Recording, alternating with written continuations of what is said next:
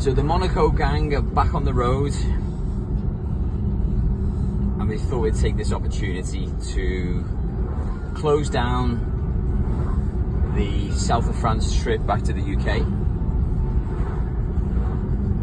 and just talk about a few of the takeaways really, and then what it's inspired us to do when we've returned back from driving electric cars. So the biggest takeaways really,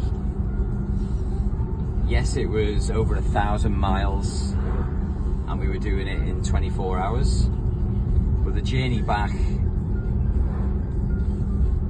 the strategy was frequent stops,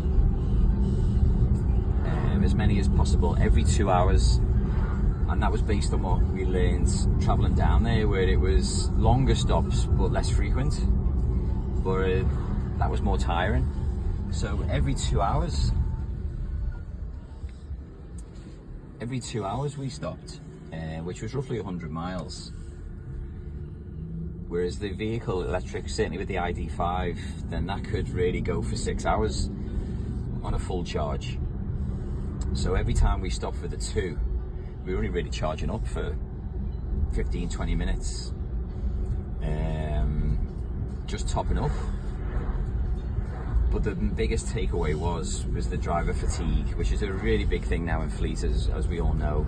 It does lead to so many accidents and so many traffic jams on our motorways. If you think about it really, most fleet journeys, a busy fleet week would be 1,000 miles. So we were doing a week's worth of driving in one day.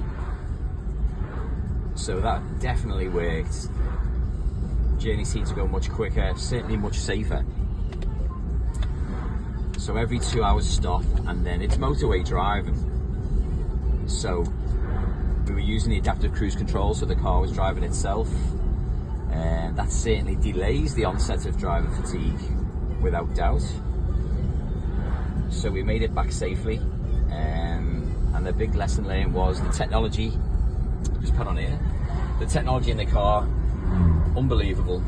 Adaptive cruise is not something new, but what is new is the technology and the software that's behind it now in the modern day new cars, and electric new cars too. Cars don't get tired. Electric cars don't get tired. They can go forever.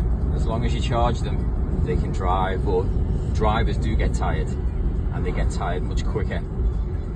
You get tired less the more you have the car's driver assist features. That's what they're there for. They're a safety feature, and it's to delay that onset of fatigue, and I can speak hands down, without doubt, with great experience there. So yeah, every 2 hours we stopped, and then when we were driving, it's on a motorway, so the car was doing the driving, and that allowed the journey to be done much safer and much more efficient.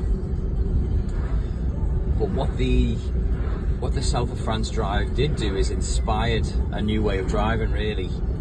So that inspired us to do a Liverpool drive event, which is our hometown, but it's also a great place, as you may have seen on previous videos, because Johnson's Fleet Services have so many alternative retailers there. So we completed yesterday the first drive event, where we used new electric vehicles from CUPRA, Skoda and Volkswagen, and invited a very special client to Liverpool to showcase everything that we learned from doing the South of France trip really. And the event went really well. Lots learned. It was a pilot really, because we want to roll it out and invite lots of fleet members to do it.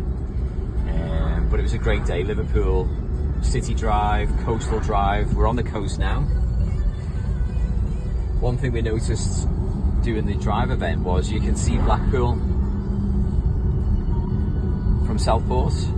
So we thought let's finish off the videos and let's have an experience on the coast driving to Blackpool.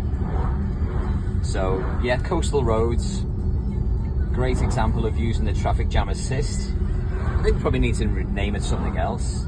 It should be called like just slow traffic assist, because we're not in a jam, it's just moving slow, but let's just use the adaptive cruise and let the car do the work.